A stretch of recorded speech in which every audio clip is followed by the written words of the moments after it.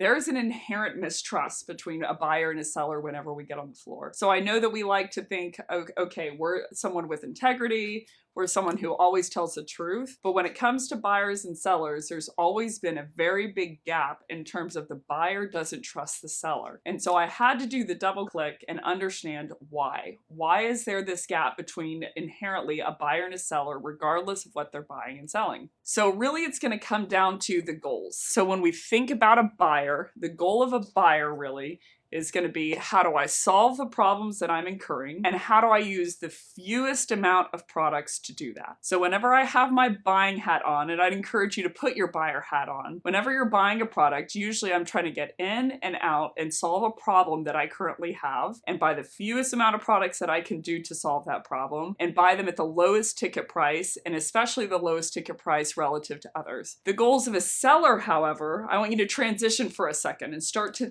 think like a seller. So a seller, a win for a seller usually is going to be, they have to hit quota. So they have to sell a myriad of different products to do that, and they want to sell them at the highest ticket item. So they're going to sell as frequently as they can. They want to engage with as many companies as they can to do that within their TAM. They want to sell the biggest deal size possible within any of the opportunities that they have. They want to sell them at the highest ticket price, and they want to sell them to the most customers possible. So you're starting to get a picture of why there is this relationship. Our goals as a buyer and a seller are mutually exclusive. I can't buy something at $80 and the seller sells it at $100. So there's a tug of war that's going on the buying and selling floor. A buyer has a certain amount of goals, a seller has a certain amount of goals, and they are mutually exclusive from one another, just like any kind of board game. So within any kind of game, you're going to withhold information because you know the opponent's goals are mutually exclusive from yours. So that is everything. Thanks so much for watching. If you like this session, you want to see more like this, if you go to flipthescript.co, and we have a bunch of different sessions, everything from tactical to process to KPI systems and more.